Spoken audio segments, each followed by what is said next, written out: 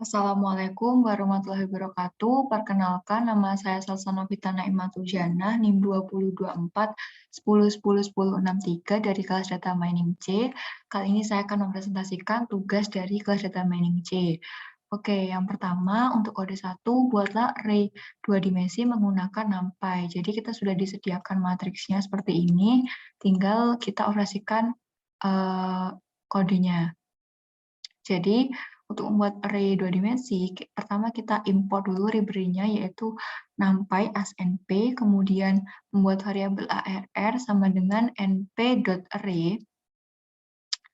Nah, variabel array 2 dimensi itu dapat kita lihat dari gampangnya dari kurung sikunya ini. Kurung sikunya kan ada 2, jadi ini 2 dimensi.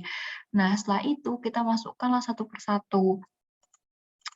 Mulai dari indeks ke-0 ini sampai dengan indeks ke-1, 2, dan 3. Kita masukkan satu persatu ke sini, dan jika sudah selesai, lalu kita print variabel arr-nya. Maka, jika kita print, output-nya akan menjadi seperti ini, menjadi array 2 dimensi. Oke, itu untuk array 2 dimensi. Selanjutnya, buatlah array 3 dimensi berikut menggunakan NumPy. Hampir sama seperti tadi, kita buat variabelnya dulu, arr sama dengan np.array, kemudian kita inputkan satu persatu per indeksnya. Jadi, ini kan kalau 3 dimensi, ini merupakan indeks 0, ini indeks 1, dan ini indeks kedua. Jadi, kita inputkan satu persatu nih di sini, dari indeks 0, 1, 2. Setelah itu, kita lanjutkan print arr. Oke, sama halnya seperti yang array 2 dimensi tadi, untuk yang 3 dimensi ini, gampangnya dari kurung sikunya ini ada 3. Oke, selanjutnya untuk kode 2. Untuk kode 2 di sini tambahkan angka 1 pada setiap bilangan di baris ganjil array berikut. Kemudian tambahkan angka 2 pada setiap bilangan di kolom genap array berikut. Oke, di sini kita sudah disediakan matriksnya, kemudian kita suruh nyari nih, pada baris ganjil kita akan menambahkan angka 1. Oke, kita cari dulu berdasarkan indeks ya. Ini kan indeks ke-0, ini ke-1, ke-2, ke-3, ke-4. Maka yang indeks ganjil itu yang mana? Yang ada pada kolom warna merah ini. Nah, kemudian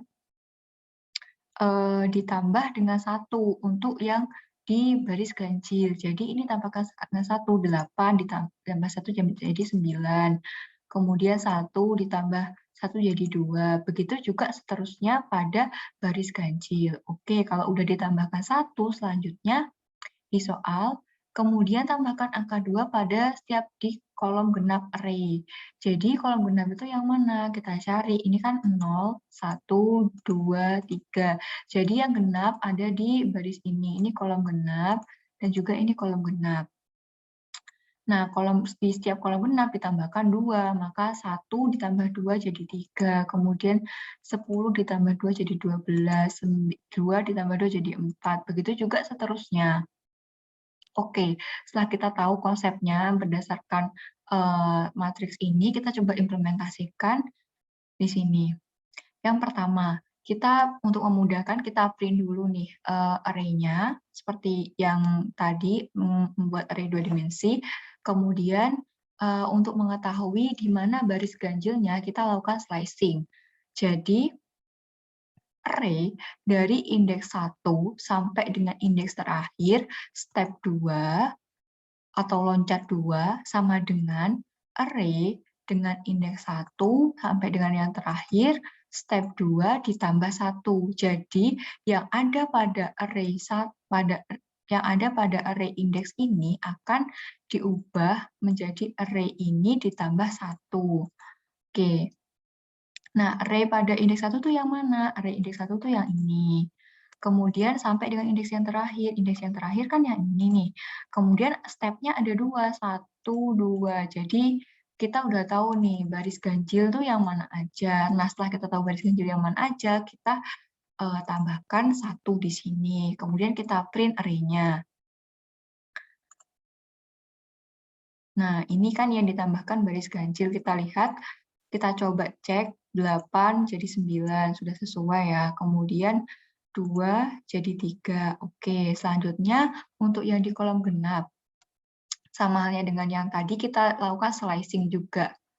Dengan cara array pada indeks ini, kemudian kolom ini, jadi array pada indeks pertama sampai dengan indeks yang terakhir, dengan kolom atau dengan kolom indeks pertama sampai dengan indeks yang terakhir, step 2.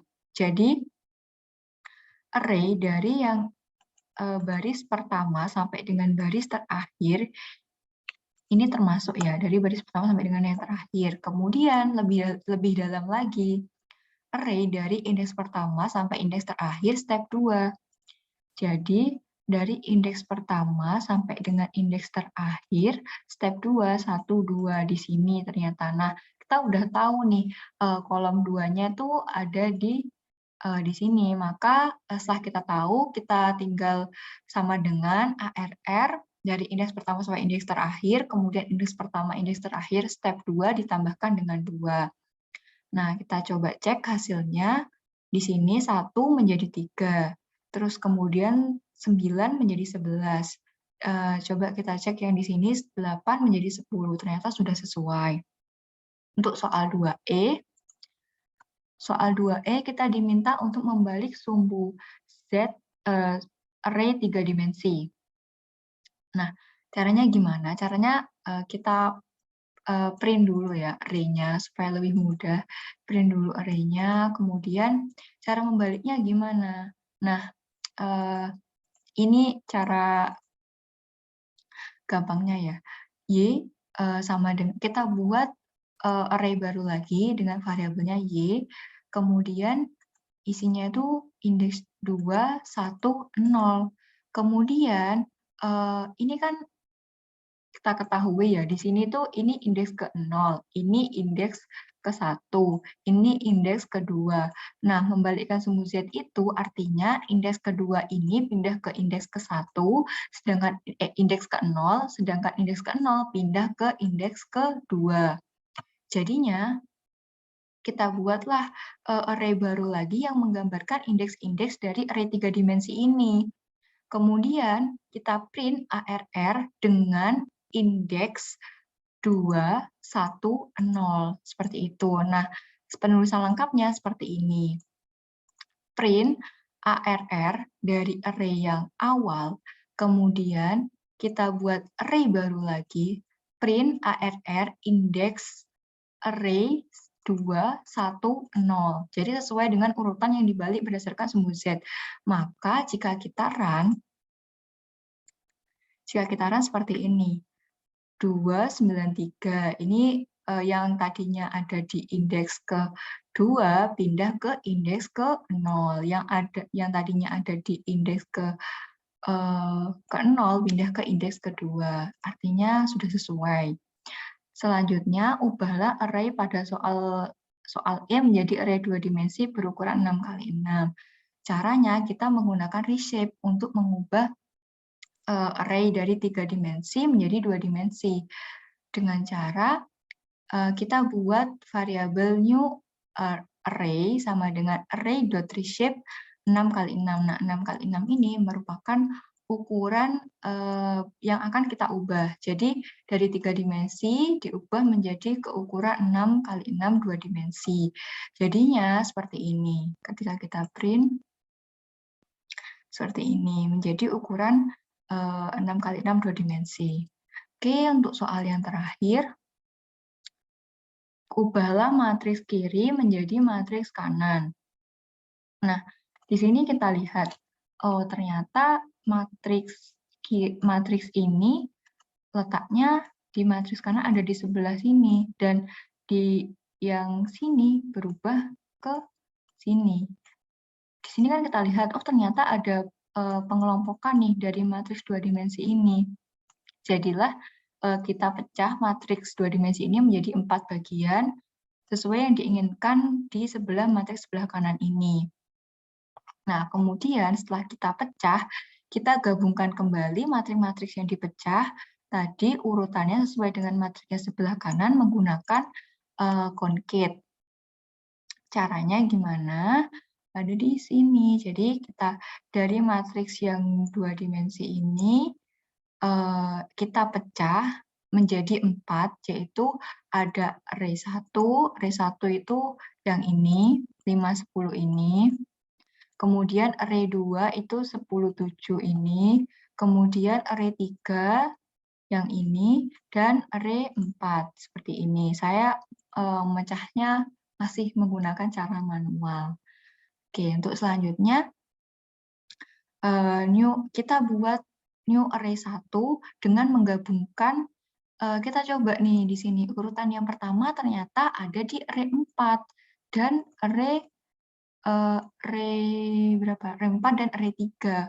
Maka dari itu kita gabungkan array 4 dan array 3 dengan axis 1. Mengapa kok axis 1? Karena ini penggabungannya berdasarkan kolom. Seperti itu. Nah, selanjutnya yang bawah. Ternyata yang bawah itu array 2 digabung dengan array 1. Sama, penggabungannya berdasarkan kolom. Jadi menggunakan axis 1. Nah, setelah kita ketahui nih, ini kan udah digabung yang atas ini. Yang atas ini udah digabung. Yang bawah juga udah digabung. Nah, sekarang kita tinggal menggabungkan antara new array 1 dengan new array 2. Caranya hampir sama. Kita menggunakan np.concat new array 1, new array 2, axis-nya 0. Mengapa kok axis 0? Karena kita menggabungannya berdasarkan baris. Jadi, jika kita print, nah, ini tadi hasil dari penggabungan array 4 dengan array 3. Kemudian, ini merupakan hasil penggabungan dari array 2 dengan array 1. Nah, setelah kita dapat nih, kita kan tinggal gabungkan antara new array 1 dengan new array 2. Penggabungannya menggunakan axis 0, yaitu berdasarkan baris. Maka outputnya menjadi seperti ini sesuai dengan matriks sebelah kanan. Itu tadi penjelasan dari tugas praktikum saya. Kurang lebihnya mohon maaf. Wassalamualaikum warahmatullahi wabarakatuh.